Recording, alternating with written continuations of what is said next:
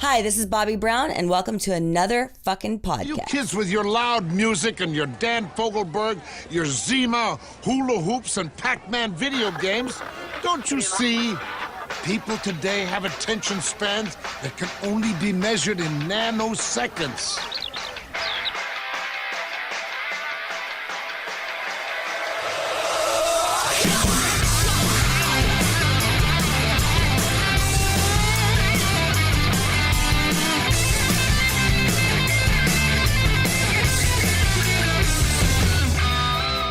Hello, Hollywood.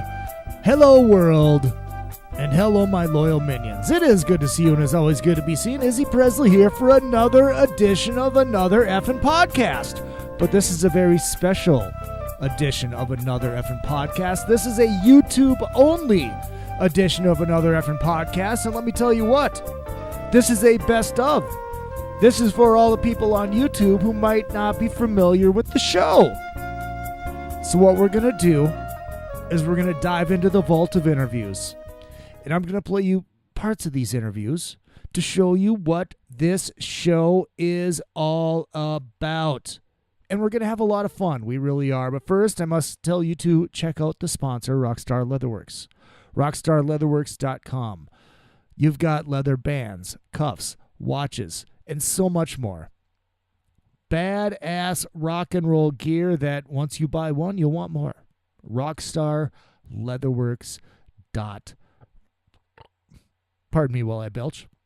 Because here at another effing podcast, or another fucking podcast, whatever you want to say, we do enjoy an adult beverage here and there. And this time, the choice is the champagne of beers in this funky new Harley-Davidson can. And it was $1. Give me a break. So we're going to get into some of these great interviews that I've done. Big John from The Rock of Love.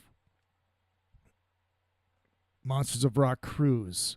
Security Man Extraordinaire. We're going to play some of that. Monty Pittman, Madonna's guitar player. Played with Prong. Also has his own band called Monty Pittman. The Record of Power 3. Check that out. Now he's playing with Ministry. Gabby Ray, 16-year-old phenom, female singer. Met her on the Monsters of Rock Cruise. Jeff LaBar from Cinderella telling us about how he kicked heroin.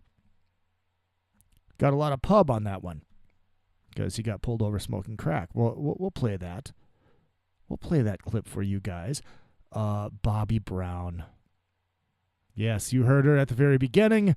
You know her from The Ex-Wives of Rock. You know her from the Cherry Pie video and her book, which is called Dirty Rocker Boys. I was lucky enough to have her in studio. Ace Von Johnson from Faster Pussycat. Another great interview. Kat Perkins from NBC's The Voice, Season 6. Good friend of mine, good friend of the show. Luis Villegas. Very good friend of mine. Amazing flamenco guitar player. DJ Will Kanak. Play some part of his interview also. AJ Frado. Another security extraordinaire, but he was also the American soldier on the Queensryche American Soldier record. Billy Vera. This iconic figure. You know him from At This Moment. Family Ties, that song that was at number one for like 15, 17 weeks, something like that. One of the best interviews I've ever done. Going to play a clip of that for you. Brent Muscat, ex-Faster Pussycat, Sin City Sinners now. Ace Von Johnson, Faster Pussycat. Did I already mention that? Lots of great stuff we're going to get to. Going to play some clips from these interviews. We're going to have some fun. And then you're going to go on iTunes and you're going to search for Izzy Presley. And you're going, oh, look, I can listen to these entire interviews. And then you're going to go on Spreaker. And you're going to subscribe on Spreaker, because on Spreaker, not only do you get the podcast, but you also get the cover show, Under the Covers with Izzy Presley. Your favorite bands honoring their favorite bands. A weekly, hour-long rock and roll monstrosity. Motorhead doing Nugent, stuff like that. So, I think it's time to jump into it. I really do. So we're going to start out with Big John. Big John Murray. He was on Rock Love of Bret Michaels. He was Bret's personal security guard. He worked for Kid Rock. He worked for Cinderella, worked for Rat. He worked for a whole ton of people. And he told us this great story that he hadn't told anyone publicly. Close friends obviously know it. His wife obviously knows it. But I didn't know this story.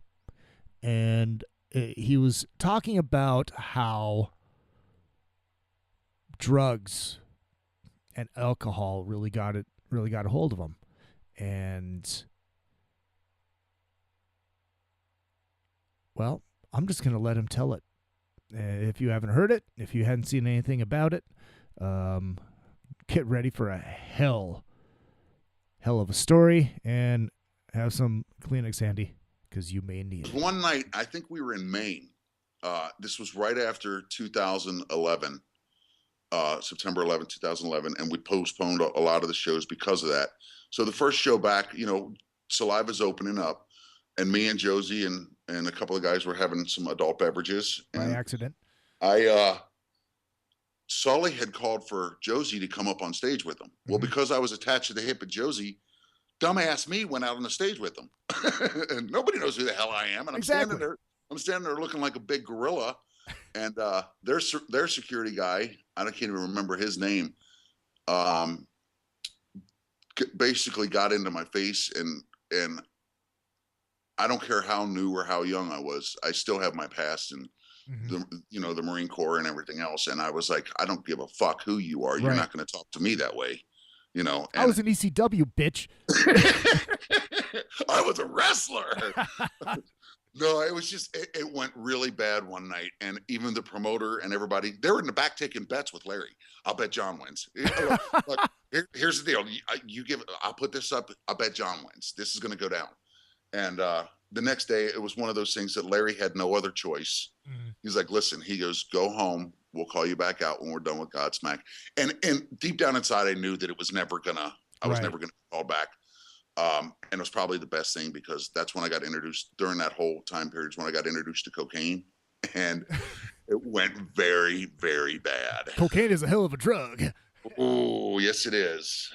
And Larry, you could see that Larry was not looking back in hindsight. I could see that Larry was not so much separating himself, but he was standing back watching. He had a few talks with me. He said, look, you can't do this. I was too stubborn to listen. He was trying to guide me in the right direction. And unfortunately, I played fifth Beatle and continued to get completely tore up. And it was a great learning experience, but it's something that I wouldn't change it for the world. I had fun with the guys, but I got to experience it and get it out of the way. Mm-hmm. No regrets. So, no, absolutely none. And other than getting fired. Yeah, well, absolutely. But you're clean and sober now, correct? I am. 3 years, over 3 years. I made a promise to my wife 3 years ago. It was one of those things where the drinking took a very hard stance in my life, because what happened was 6 years ago. I was doing CPR on my father. Let me backtrack. I never believed in PTSD. I thought it was bullshit. I thought it was a bullshit excuse for everything, and a way to get free money, from the government. Well, my dad was diagnosed with terminal cancer, and after his body had finally given out, I was doing CPR on him. And the weird thing is that every time I did a compression on his chest, it was boom. And it literally, that's exactly what I would hear. Boom. And I was back in the Marines, and there were a few situations while I was in the Marines that was necessary. Mm-hmm. And we were in Somalia, and we were in the Gulf War, and we were here in Cuba and everything else. And all of a sudden, all this stuff started to just come back over me that I had forgotten. And that's when the drugs were gone, but that's when the drinking became really, really bad. I mean, and I was up to near the end, I was up to about a half a gallon of Jim Beam a day. Holy shit. And, everybody saw it. Right. I can remember Jeff, LaBar, and Fred, and Larry, and Brett, and everybody looking at me going, you okay? oh yeah, I'm fine. I'm fine. And everybody saw what was happening to me, except for me. Right. And this took about 4 years, 4 years for me to finally, it got so bad that I'll never forget this, Memorial Day weekend, May 28th, 2010, I was in Salt Lake City. Nobody knows this, or maybe a few people know this. I sat in a dark room about 3 a.m. and put a pistol in my mouth. And I said, I cocked it and I said, okay, Dad. I was like, I sat there for a minute contemplating. And I had seen and done it all. The Rock of Love and everything was already done. That made it even worse because then everybody wanted to party with you. Well, of course. And I got into such a hole that I was just like, I'm done. I'm done with this. I don't want it anymore. And I put a pistol in my mouth and I sat there and thought about it for a minute. And I said, okay, Dad, you got 24 hours to prove to me or give me a sign or something, show me why I'm here and why I should be here. And I'll be damned if the next day I didn't meet what is now the woman that is now my wife. And I kind of knew right away. I was like, holy shit. And I made her a promise the next October or the following October that I said, look, I said, I'll make a deal with you. I said, I will never, ever drink again if you can just give me one more chance, because I put her through hell. And she said, okay. She goes, but the minute you break your promise, we're done. Because she saw the worst of me. Right. And we're still together. So hey, let me bless that. Not to go back to that particular dark room, but what was it that stopped you? What was it that stopped me drinking or stopped me from shooting myself? Stopped you from shooting yourself. What made you realize, fuck, I can't do this? You know what? I have no idea. I don't know what stopped me. I was in such a deep, dark hole that I literally had this thing in my mouth and I'm just sitting there. And I think it was the thought of, what if I fuck up? What if this doesn't work? It was almost like there was something that was pushing against my hand to get it back out of my mouth. Okay. But that sounds like a porno. Gay porn 101. Oh my God, I go from get it out of my mouth. I literally just went from the break of almost crying to laughing my ass off. It's the story of my life, dude. That was Big John. Rock of Love, Bret Michaels, Monsters of Rock Cruise, Kid Rock, Cinderella, Saliva, Rat. The list goes on and on. Security man extraordinaire and former ECW wrestler. Now I'm going to get into one of my favorite interviews I've ever done. And I'm going to play you 2 clips from this. Billy Vera and the Beaters, #1 hit at this moment, mid-80s. And dude has an amazing history in the music business. And this first clip I'm going to play for you is Billy talking about how he remembers before there was rock and roll. And we talk about the first time he heard rock and roll, the first time he heard Elvis. And he tells us about being in the studio the day that Elvis died. Oh, yeah. And I remember I was in 6th grade. And one morning, one of the kids said, "Hey, man, did you hear rock and roll last night?" I said, "What's that?" He said, "Man, Alan Freed." We were living in New York by this time. Okay. He said, "Man, Alan Freed, rock and roll, man, rock and roll, 1010 wins." That was the station. Uh-huh. And so I went home at night and I fell out, man. I said, this is God. I've seen the light. Holy Hamid. Yeah. And I just started religiously listening to rock and roll after that. Do you remember the first song you heard? I don't, but I remember among them Okay. were the Cleftones, Little Girl of Mine, Frankie Lyman and the Teenagers, Shirley and Lee, Clarence Frogman Henry, Ain't Got No Home, things like that. And it was just wild, man. It was just, there was a beat to it, and you wanted to dance, and in those days it was all about the dance. Mm-hmm. And we all started dancing our little 6th grade, 7th grade dances, on Our Lady of Mount Carmel, in the the hallway there and the dance hall that they had, and it was just great, man. We all wanted to be rock and rollers then. Right. Do you remember the first time you heard Elvis?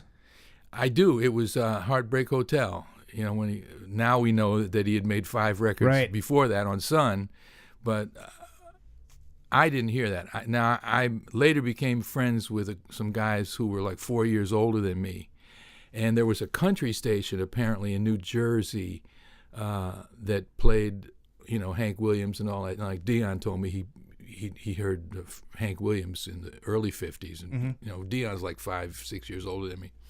And this guy Chip Taylor, who was a songwriter, who really taught me to be a really good songwriter. Right. And Chip and his friend Ted Darrell, who wrote a song called "She Cried" for Jay and the Americans later, they listened to this country station in New Jersey, and they heard the Elvis records on Sun. But I was, you know, 11 or something. Right. So all I heard was what was on the pop stations, which was Heartbreak Hotel. And you couldn't miss it. I mean, if you were under a rock, you couldn't miss it. Yeah, it was probably one of those things they played at 8,000 times an hour. 8,000 times an hour. Yeah. You know that, which reminds me, it's amazing. Like with movie stars and as well as music stars, who has legs, who fades away. I mean, back then the Platters, only you know, those guys. They were on the radio as much as Elvis was, but who talks about the Platters today? Nobody. And they were great records and great songs. Absolutely. But yeah, it just shows the power of the king of rock and roll, baby. Well, and why do we remember Jean Harlow and not Norma Shearer, who was a bigger star than Jean Harlow in the 30s? You know, what transcends time? Interesting, huh? Yeah. Well, I mean, and like I said, we're going to get into that later, but you have a song that does transcend time. Thank God. You know, thank Lemmy. You Yeah. know, did you ever cross paths with the king? I never did. Never met him. I met some of the guys that hung with him. You know, his Memphis Mafia later. But I'll tell you, my only Elvis story, and it had nothing to do with meeting him, is I was playing in New York. I was playing it on a Shirelles recording session, and we took a bathroom break, and it was at RCA, and I was walking down the hall, and they have these little mastering labs where they prepare the tapes to press up on albums for sale. So usually when you walk down that hallway, you hear Dolly Parton, David Bowie, Perry Como, John Denver, whoever else was on RCA at that time. But this day, it was Elvis out of every lab. And I said, what's up with that, man? I said, it's not his birthday. It's, what the heck could that be about? It's really weird. They're having a special promotion. He's going to Vegas. I mean, what? Well, we went back, finished the session, got in the car on the way home, and that's when we heard the word that he had died.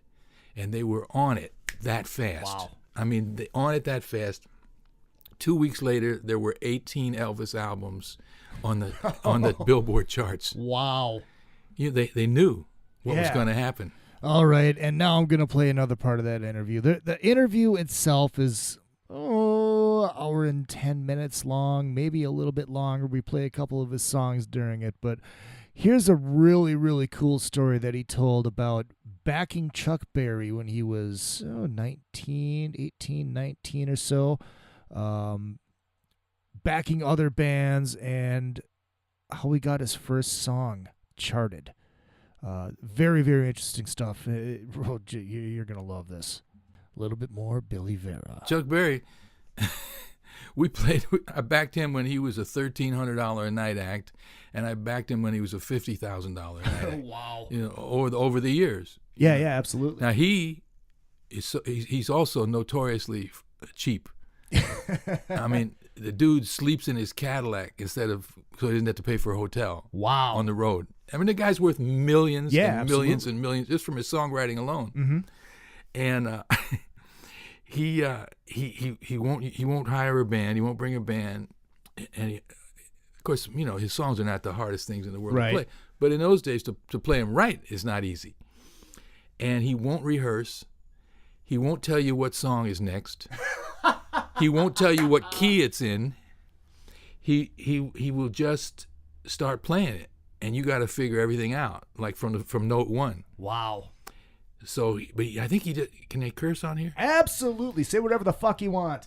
Okay. So he does that just to fuck with you. Uh-huh. You know, and he quickly ascertained that I was unfuckable. You know? The dude could not fuck with me, man. I got, and finally he turned around, he gave me a smile and said, okay, dude, you got it, you know. and I got a million Chuck Berry stories, so I mean, I won't waste your time with it, but he was quite the character. He looked like, on American Bandstand, the sweetest, kindest. Mm-hmm. He's nuts. You can see it in the eyes. He's crazy. You can see it in the eyes. Yeah. Well, at 13, you don't see it. Well, right. You know. So you were playing, when you saw him at Bandstand at 13. How old are you when we played first with time him, you backed him? I think it was about 1963, so I would have been 19. We were backing all these. You know, the first weekend we had a back acts, the two hardest acts in the world. Friday night was Patti LaBelle and the Bluebells. Wow. They were doing songs like Danny Boy in D flat. You'll Never Walk Alone in B natural, and you know you had to negotiate those changes, and they weren't doing it with like common changes. The changes were really weird and great, but weird. Mm-hmm. Saturday night was Little Anthony Imperials during the era when they had Hurt So Bad and Going Out of My Head, and you know, difficult songs for the era. Right. And we came through. We made it through Trial by Fire. And I said, man, if we can back those two acts up, we can back anybody. Mm-hmm. And I remember Patti and them. You know, their manager was so cheap they wouldn't hire a guitar player, so they all they had was charts. Okay. And I said, man, what's it like on the road? They said it's hell. They said there's only two bands that play our music right. It's you and this band from Harrisburg, Pennsylvania called the Magnificent Men. And they said other than that, it's just a nightmare. So that was kind of the thing at the time, though. So like all the solo artists, that's pretty much what they did. Yeah, I mean, except for the big stars. Right. You know, I mean, a Wilson Pickett or a Fats Domino or you know, they'd bring their own musicians because they were getting bigger bucks. Right. But R&B acts didn't get a lot of money. Mm-hmm. Most of them were $400, $450 a night acts, less 10% commission to an agent, less another 10 or 15 to a manager. With the Patti LaBelle and the Bluebells, less the cost of having your gowns cleaned. Right. The gas from driving up from Philadelphia and driving back the same night because you couldn't afford to stay in a hotel. You know, it was rough. The first gig I had when I had a hit record with Judy Clay, Storybook Children. Now, this is 1968, end of 67. The first gig we had was in Buffalo. We drove from New York to Buffalo, 400 and some odd miles. Wow. And Blizzard? No, thank God. It was, but we drove up there, man, for $450, $400, I forget which. Now knowing what these other acts had gone through, I said, I'm bringing a bass player and a guitar player. Mm-hmm. So I figured we'd get by with a drummer, you know, to say play 2 and 4, stupid. Yep. You know. B play drums. Yeah, right. You know, and so we drove all the way up to Buffalo, did the gig, drove all the way back that same night, like a $900 trip, round trip. But you know, hey, we're in showbiz. That's right. Big time, baby. Yeah. Don't you know who I was? The tinsel and glitter of showbiz. Yeah. At what point did you start writing? How long did it take you to? I can actually write songs Well, I don't know. I wrote some little dopey doo-wop songs, you know, when I was like 14 or so, and my mother's vocal coach had a wife who was a musician, and they sort of indulged me, and they went in and made some little demos with real studio musicians. Yeah. And nothing ever happened with it. But in 1962, when I graduated high school, I joined this band called the Night Riders with a K, the Knight Riders, with a hyphen in between night and riders. Ooh, Yeah. that made you big time. Yeah, they were already happening, Right. locally. They had made a record. Oh, ooh. Yeah, a real record. Well, back then, that's huge. Yeah, because it's not like today when every asshole, on the street has an album out. Right, right. Every kid whose daddy can afford to buy him an amp and a guitar. Mm-hmm. It wasn't like that, So, they made a record, and so they fired their singer, who was a psychopath, and they hired me, and this psychopath singer claimed he wrote a song, and he said he wrote it for me. That should have been my first clue. It was a great little song, and we recorded it. We got some guy, Vinny Super, guy drove a Chevy, convertible, and he put up the money, and we went and made a record in a real studio, and we needed something for the B-side, so I had a song that I wrote, and we put that on the B-side. So the record comes out, and it does something in Connecticut, and it actually went to #1 in Pittsburgh. Mm-hmm. And a couple years later, I found out that my side that I wrote was a hit in Louisiana and Texas. Really? It had that southern thing, Uh-huh. for some reason. And so but nationally, the record didn't do anything. Mm. So we wanted to get the tapes back so we could press them up ourselves and sell them in the clubs, We were yeah. enterprising Yes, dudes. Yeah. So they said, well, we won't give you the tapes, but we'll give you the 2,000 that we got left in the warehouse. and we sold those, right? And so the guy says, hey, man, you got any more songs as good as that one on the B-side? I said, yeah, I got a couple of songs. They said, well, we got this guy named Larry Spear. He's running our publishing division now. So Larry Spear was a hair lip. Mm-hmm. Oh, I like that song. and so I played him a couple of songs, and he liked 2 of them, and he gave me $35 a piece for them, for the publishing, Mm-hmm. and he paid for a demo. Now, one of the 2 I had written for this new girl singer that I liked called Dionne Warwick. And, I was so naive, I didn't know that Burt Bacharach had her all tied up, production and songwriting. So I said, can you get that song to Dionne Warwick? Yeah, we can get anybody, So 2 weeks later, now remember, I was a soul music fanatic. Mm-hmm. Black music was all I wanted to hear.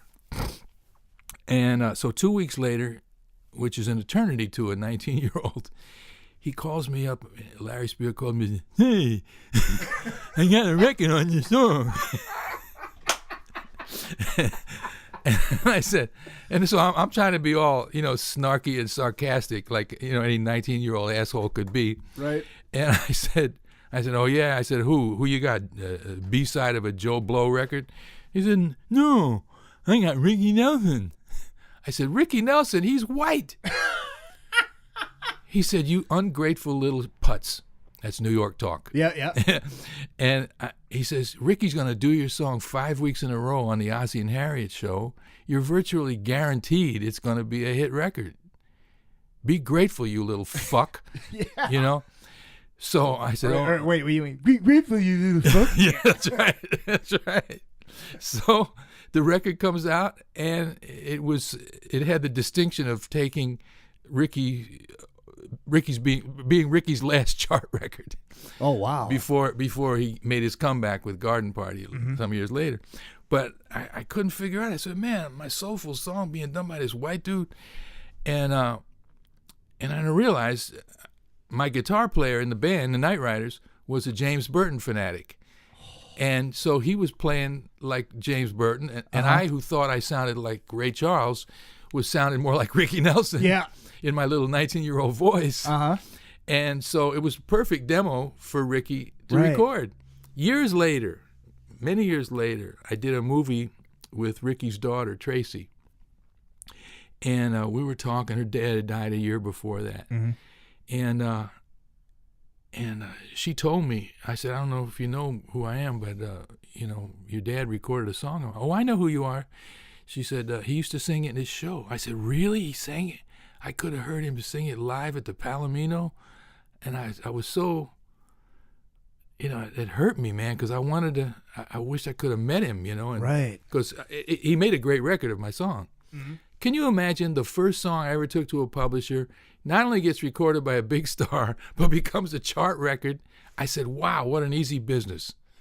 Ha ha! Famous last words. Famous last words. That's how they hook you. Yeah, absolutely. Here's that little drug. Here it is. Yeah. That was the great Billy Vera. Of course, that entire episode is available on the Spreaker page and available on iTunes. Make sure you go to iTunes, search for Izzy Presley or Another Effin' Podcast, and subscribe and leave feedback and stars and all that great stuff. And also on Spreaker, Spreaker.com/user/Izzy Presley. Click the follow button, and you can also listen there and download straight from there. Also, if you don't want to deal with iTunes. And, of course, Spreaker does have a app, so you can do it right on your phone. Download it straight to your phone. Very, very cool stuff. I'm going to move on now to the Jeff LaBar interview. This little portion of the Jeff LaBar interview, of course, Jeff LaBar from Cinderella, and has a brand new solo record out called One for the Road. I highly recommend picking that up. This little clip right here got pub for the show on Metal Sludge. It got pub on Brave Words. It got pub on the Hair Metal Mansion. It got pub on Eddie Trunk's website. It got all over the place. And here is Jeff LaBar talking about how he kicked heroin and getting pulled over while smoking crack. Yeah. I back in the 90s when, I guess at the same time, Seattle took over the music business. They also took over the heroin business, and I got into both. I got into. I'm gonna blame it on Alice in Chains. I got into Alice in Chains, and I got into that whole scene, man.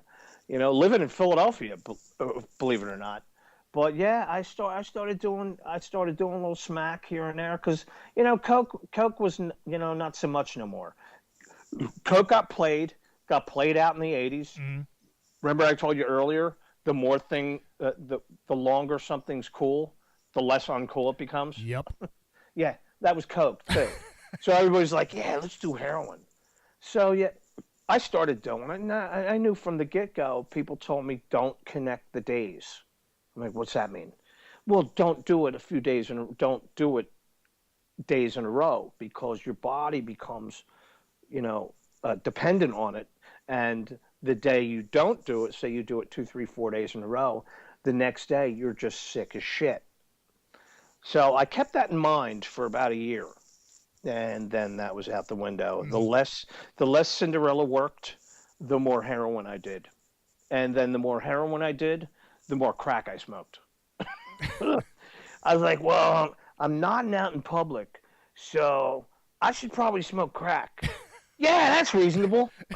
Brilliant idea. That's fucking brilliant, yeah. That's totally reasonable because I don't want to nod out in front of my family, so I'll go in the bathroom and smoke some crack and wake up a little. Yeah.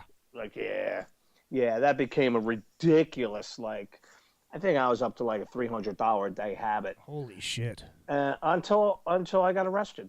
I was on a New Jersey Turnpike. The worst part of it is I was going to see my son, who was probably like 3 years old at the time.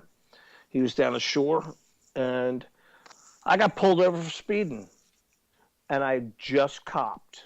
I think a bundle of heroin or two bundles of heroin, a bundle of crack, whatever it is. It's about $300. That's a lot of drugs. So, and I'm like, choking away on my glass dick, driving, and I'm speeding. I'm like, I get pulled over for speeding, and I'm jamming. I got like a jean jacket on, and all my drugs are in my top pockets. Mm-hmm. I'm like, I'm trying to jam that glass dick into my top pocket, and it's like, I get pulled over, I look, what's up, officer? And I got a fucking dick poking out of my top pocket. He's like, son, you need to get out of the car. So, I went through a lot of litigation and all that stuff, and it was mandatory rehab. So that's pretty much it. Spent a week or so on my parents' couch before I went into rehab. Did rehab, kicked all drugs, and I've never looked back since. This was like '96. Right. Mm-hmm. Well, I think we're all happy that you did. Yeah. Hey, we all go through it. Oh, exactly. It's funny. I'm walking cliche of what rockers go through.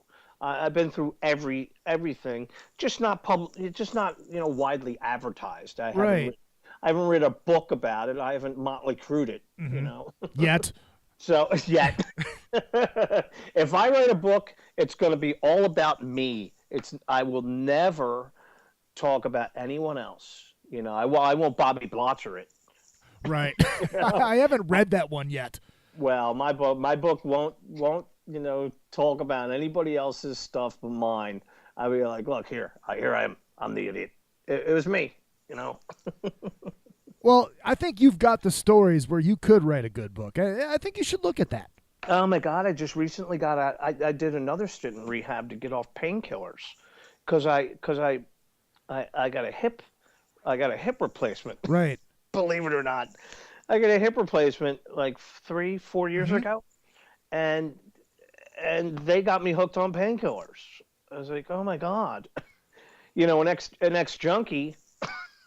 Let's give them a lot of painkillers. Right. So, yeah. Can I have more? They're like, I was like, can I have more? They're like, okay. Every time I asked for more, they said, okay. And they go, oh, boy. I know. Doctors, something like pain management. It's like legal drug dealers. Right, absolutely. Is that how you were able to get out and play so soon after having that surgery? Absolutely. There you go. Yeah, I had my hip replacement, and 2 weeks later, I was on stage in Puerto Rico. Yeah, that's insane. You shouldn't have been able to walk yet. Well, I couldn't walk, but I could stand. I could stand, and I could play guitar. Right, you just couldn't spin it. No, I think I could spin. I spun. No, I could spin it. I just couldn't spin me. Such an amazing story. I really hope he does come out with that book. I know somebody that can help him write it. Mr. Dan Epstein, who has been on the show a couple times. I'm going to take a break for 30 seconds, and I'll be right back with a little bit from Bobbie Brown and a little bit from Mr. Ace Von Johnson from Faster Pussycat. Don't you go changing.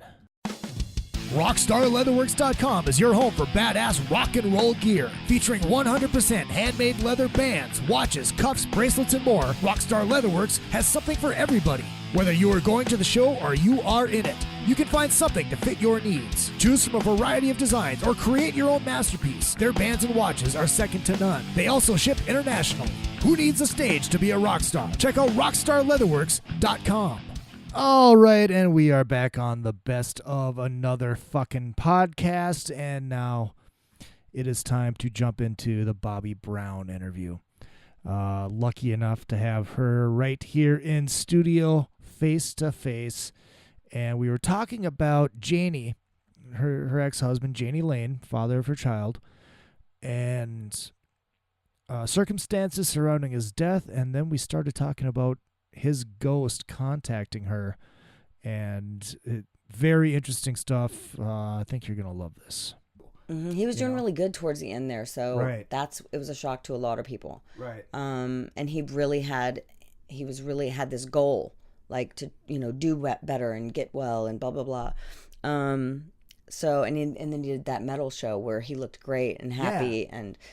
It was just weird. It was the timing was really weird. But I feel like when you're an alcoholic, the way he did it was, get sober, binge, get sober, binge. And when you binge hardcore like that, like freeze or boil, your body just can't take it, His liver was already shot at that point, and he had, been in had a concussion numerous times that year. Like he just, more and more, the more you do that. And I feel like it's one thing to be consistent, an alcoholic or consistent sober or whatever, and it's not as hard on your body. When you do it that way, it's really, really dire, and I think that that was just like one binge, one time too many after being clean for a month or so, and his body couldn't take it. Did they ever find the guy that checked into the hotel with him? Nope. No.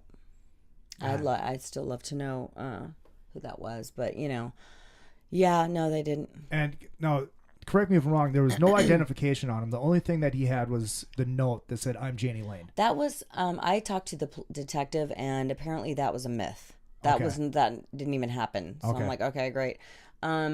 But he was checked under an alias. No one even knew he was there with a do not disturb sign on the door. He wasn't found for 2 days. Oh, wow. He had, he didn't have like ID or a phone or anything. He was naked, no shoes. That all part of it was weird and true, and had pills on the side of the bed, which he did not take, which was odd. Okay. Just weird circumstances, surrounding it. So. No, didn't you say that they said it wasn't alcohol poisoning? It was. It was. It was yeah, it was alcohol poisoning. Yeah. Okay, because I thought you said something about ethanol in there. I'm like, well, ethanol is and alcohol, obviously. Yeah. Okay. So, but yeah, that is how he died. But he could have been taken to a hospital and not a hotel, and he would have survived. Right. Yeah. Right. Which is where he was begging to go. Oh, really? So I'm told, yes. Oh, wow. Yeah. Well, then we really need to find this asshole that checked him in the hotel. Right. Then the other thing that really kind of gave me goosebumps, though, is when you said you were on the couch and you were napping. Yeah, that was weird. Yeah. Tell us about that. Just for anybody that hasn't read the book yet. Yeah, I was asleep, and I was living with my boyfriend at the time. I felt who I thought was him moving like the hair off of my face and touching my face, and like basically so much so that I woke up and saw that no one was there, and then I just broke into tears for some odd reason, just started crying. Like I felt this immense loss and panic, and picked the phone up because I started calling for my boyfriend. He was nowhere to be found. I call him on the phone. I'm like, were you just here? Because I just woke up. He was like, no, I haven't been there for hours. And I'm like, that's so fucking weird. And I was like, look, let's just be good to each other from now on. If something could ever happen, blah, blah, blah. Like I just had this desperate need to be like, is everything okay? And he was like, okay, weirdo. Like didn't know. Right. And then I found out the next day that was the moment he died. I found out the next day he had died, but then I found out later that at that moment when I felt that was when he died. That was when they gave you the time of death. Right. Wow. Yeah. Is that the only paranormal thing you've ever had? No. Oh, please indulge. No, he frequently would visit. I mean, I know that sounds crazy, but no, not at all. He would make himself very it would be obvious to me. Right. And then I would take photos and I would feel his presence and I'd be like, I feel like he's here. I feel like Jani's here right now. And then I would get the pictures back and you see this orb in front of the photos, like a shoulder, like literally you can see it. And in that moment when I said, I feel he's here, you see an orb in that one photo. And if I had doubles, there wouldn't be like an orb in both of the doubles, like just craziness. But, I mean, I've had so many mediums reach out to me that I don't seek out, with him trying to contact me, supposedly. Right. Who knows if that's a realistic belief or not, but I mean, I've had numerous people. I mean, this shit fascinates me. I mean, I love like celebrity ghost stories and the interventions and all that kind of stuff. It just fascinates me. So the only context you've had has been with Jani. You haven't had that other. I've had mediums like bring forth, my dad, my stepdad, my grandma, like stuff like that before, but it was all in one reading. Right. It wasn't just like random things where, shit, I see something. Oh no, I've seen stuff like that before. Like I lived in Charlie Chaplin's house, and it was completely haunted. Like I'd be sitting there, and all of a sudden, I'd have a shoe rack on the back of the door, and a shoe would be I see it lift up and then get thrown across the room. I'd be like, whoa, that was crazy. Like just, random shit. Like, and my roommate would be like, he'd blame his cat all the time. I'd be like, do you really? So then I would just screw with my roommate. I would throw shit at him and he'd be like, boopers. And I'm like, why do you think boopers would throw the candlestick? Really? Like he would just blame fucking cats. Yeah, he would just blame the ghost happenings on the cat all the time. And I'm like, your cat's not magic. there's something going on here. But I think that it was definitely haunted. Like, I believe in that stuff. Oh, I do too. Yeah. I just love hearing these kind of stories. Oh, I have That's why so many of those kinds of horror stories. What else for do you real. got? Oh, I don't. I have. It's a lot. It's a lot. Lots. A lot. Yeah, but just lots. All right. Well, it's enough for a TV show, is what you're saying. Yeah, I mean, totally. I mean, or another book. You never know. Oh, another book. Yeah. Well, Corey Taylor just put out his book about that. Did you read Corey Taylor from Slipknot and Stone Sour? Oh, no. He's got this actually. If you grab right there, that white thing. Wait. The white. Nope. Up on top. Yeah. It's right here, actually. Okay. It's a funny thing happened to me on the way to heaven, or how I made peace with the paranormal and stigmatized zealots and cynics in the process. What the hell is this? Wait a minute. So this guy is alive, and lead singer of Slipknot and Stone Sour, and the author of New York Times bestseller 7 Deadly Sins. What is that book about? 7 Deadly Sins. I don't know. I haven't read that one yet, but this one is basically him and all of his ghost stories. Wow. Yeah, it's very interesting. That's crazy. So you don't know what the 7 Deadly Sins was about? I haven't read it yet. I want to, though. This is interesting because I could totally do a book like this for sure. I just had a psychic reading in the vortex of Sedona, and this woman, and then Jani came into the middle of that reading too, and wants me to do a book about him and you know my stories and our story and his death and things like that. You know, he's definitely comes forth to me a lot randomly. Because she's not really a medium, but she'll be like, there's a presence here that really is trying to contact you. I go, does he look like this? She's like, yes. And then every single person talks like him. She'll be like, I don't really cuss, but he just said he wants you to know that he's sorry for fucking up. And I'll be like, whoa. Just stuff like that. Like, I've had a 14-year-old medium contact me.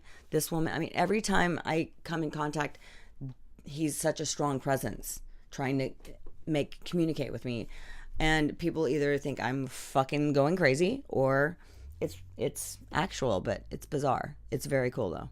I think that's a book you need to write. I really want to, and supposedly he does too. So, well, I think with the success of this book, there's a good chance that could happen then. I've mentioned it, so we'll see what happens. And I think we all do hope that book comes out.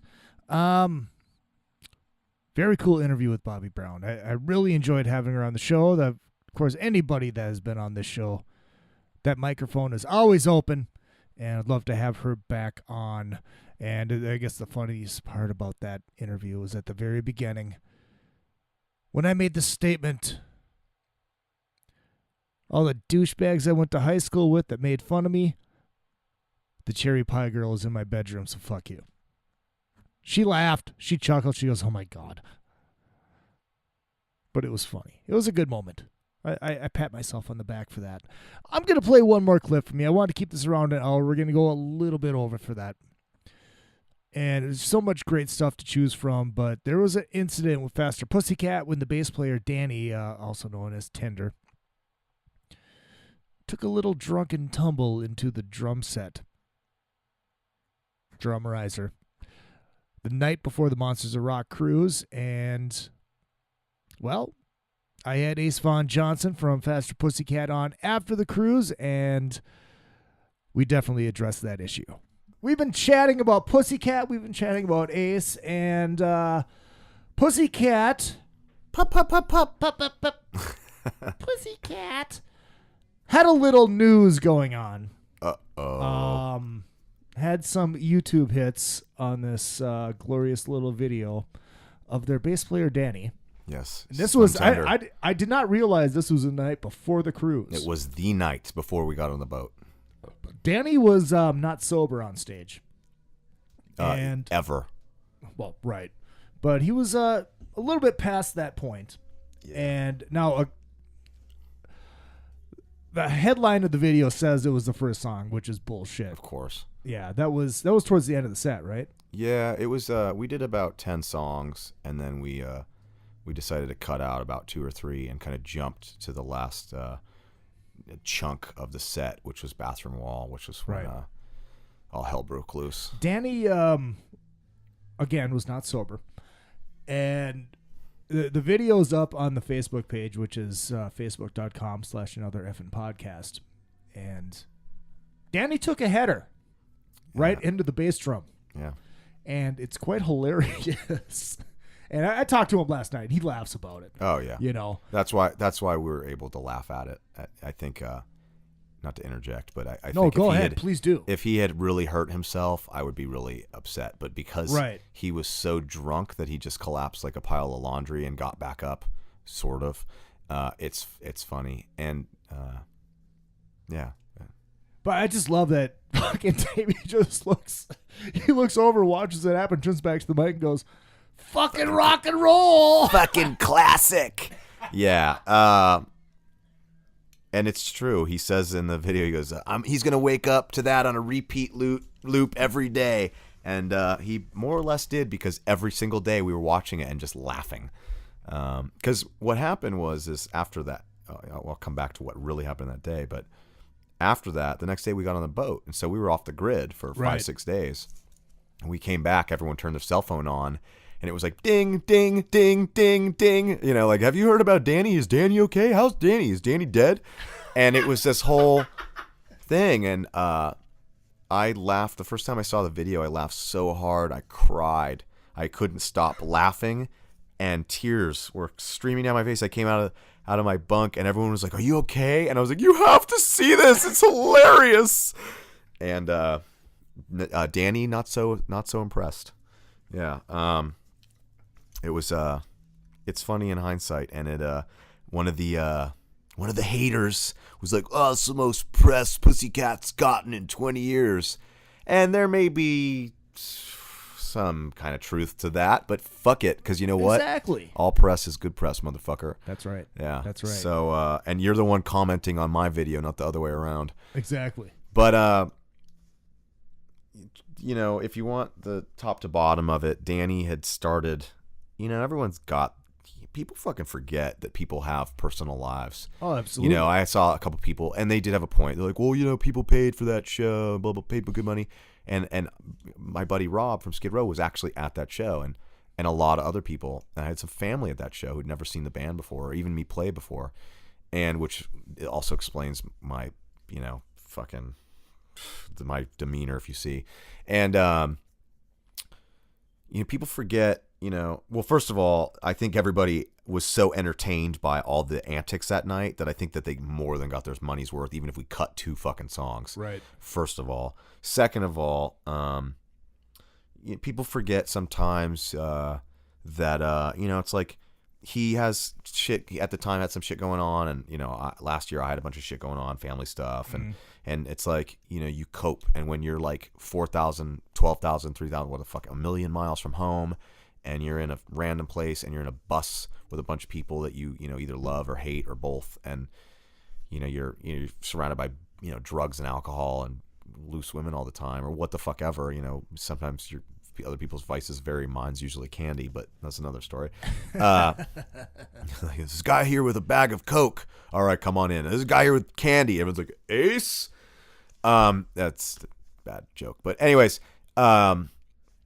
you know, I'm not one to really judge. I think he had one of those days where he was partying all day, and we saw it coming. It wasn't the first fucking song of the set, right? And we did our best to get him to get his act together. You know, we forced him to take a nap. We made him drink about a half a gallon of water and all this shit. I think there were a couple other methods that were attempted, and just what the fuck ever.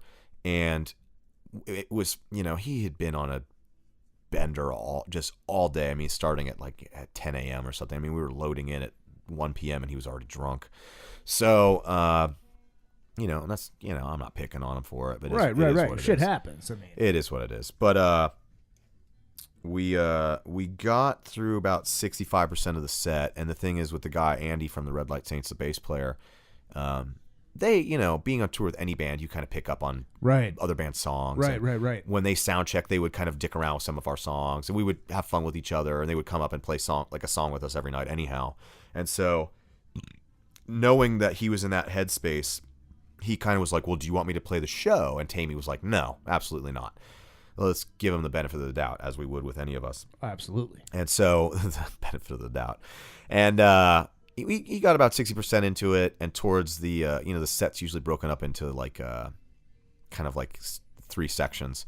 And we were about towards the end of the middle section, and he kind of was losing it. And so that's when the bass player, who literally just jumps right in there, was kind of on deck. Mm-hmm. And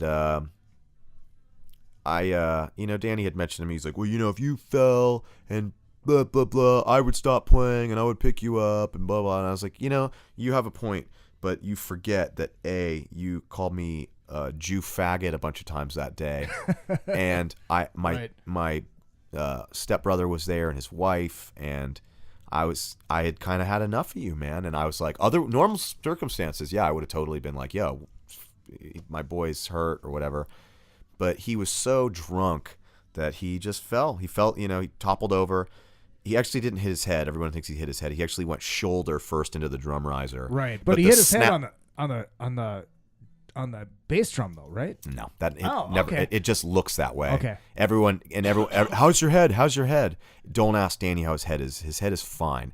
His shoulder and his arm had the biggest welt and bruising I've ever seen in my life on someone that wasn't beat with a baseball bat. It looked like that. Wow. But I saw that he was still like coherent and kind of like, oh, I don't know what happened. And I was like, just embarrassed. And that was, if you look at my reaction, which I'm the one furthest away from the camera. Yeah, you can't even see you hardly. You can see me a little bit, and I kind of point with my hand, kind of like, there you go. You made your bed, now fucking lay in it, motherfucker. And Danny's the one really I'm closest with in the band, which is why I kind of have that approach.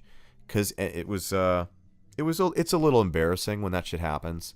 And I'm sure anyone else in the band would have felt the same way had it been me or what the fuck ever. And I think mostly it was that I had family there that had never seen me play. And we were in Atlanta or Marietta or wherever it was.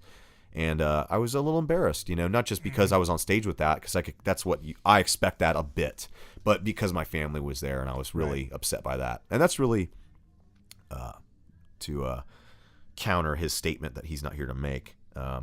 How I felt about that. And I love the guy, but I was kind of like, if I did that and your family was there, I'd expect you to kind of have like a fuck you opinion too.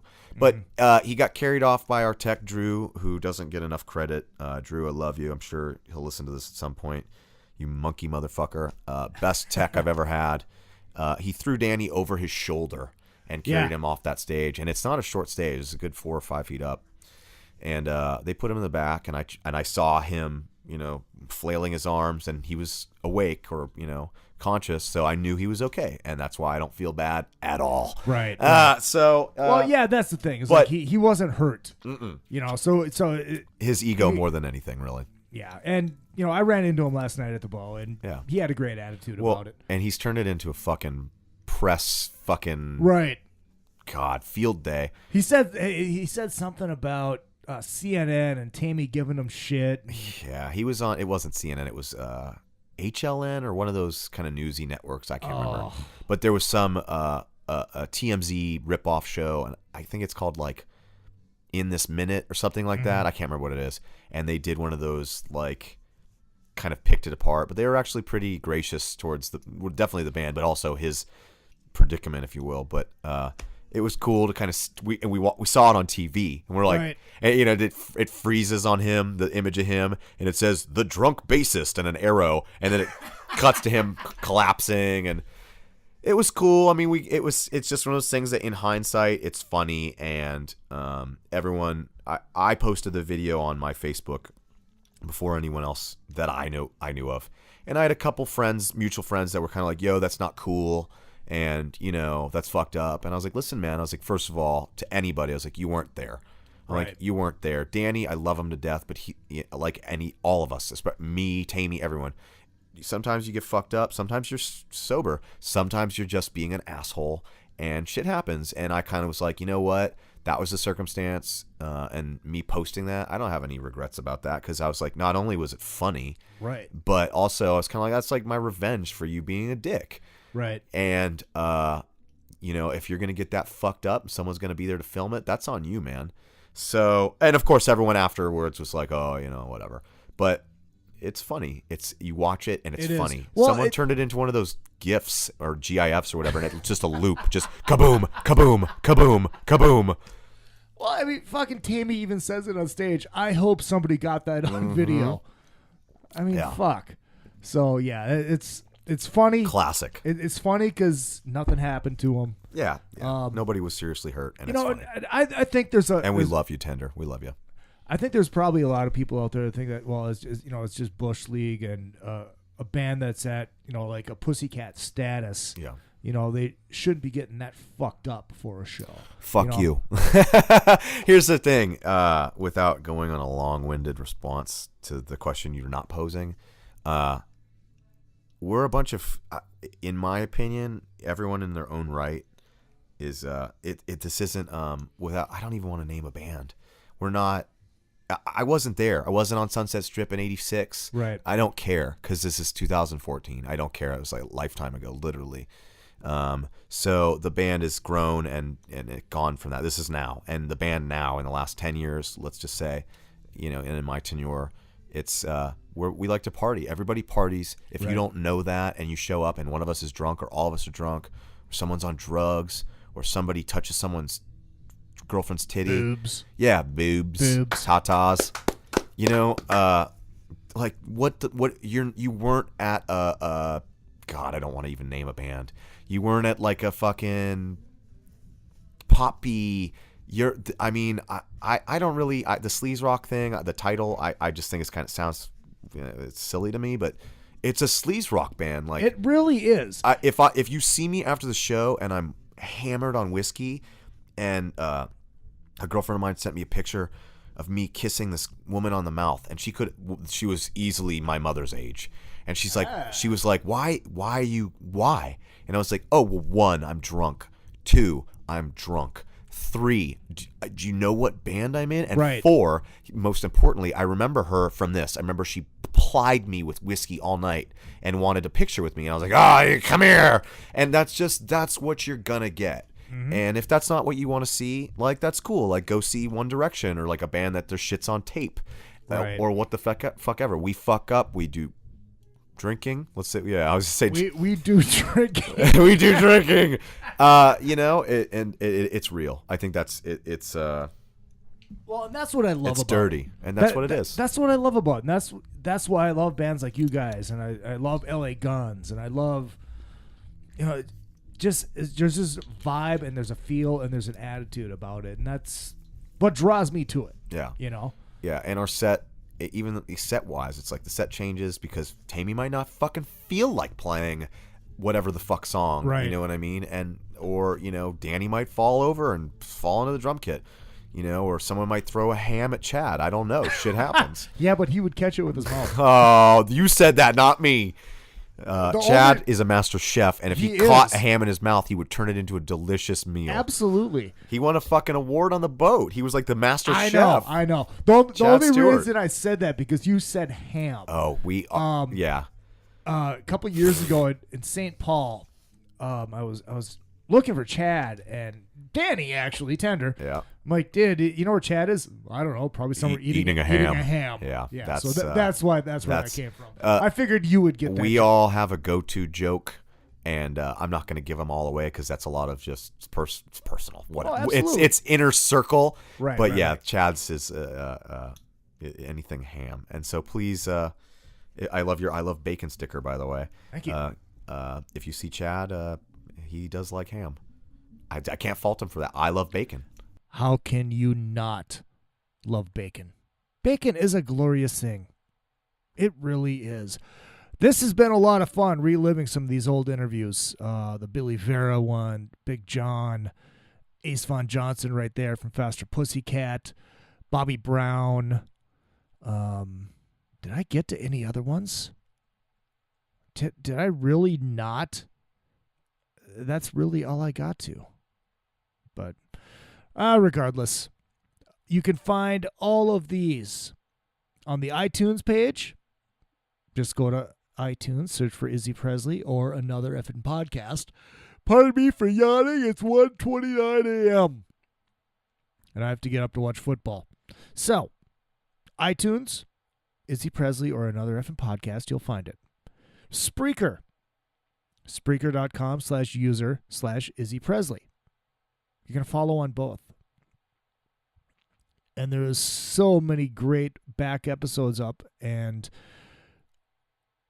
Older episodes are going to be added every Monday night and, Sunday night.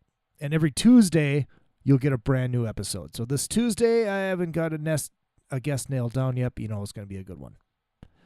So, with that said, also make sure you go to the Facebook page, facebook.com/another effing podcast.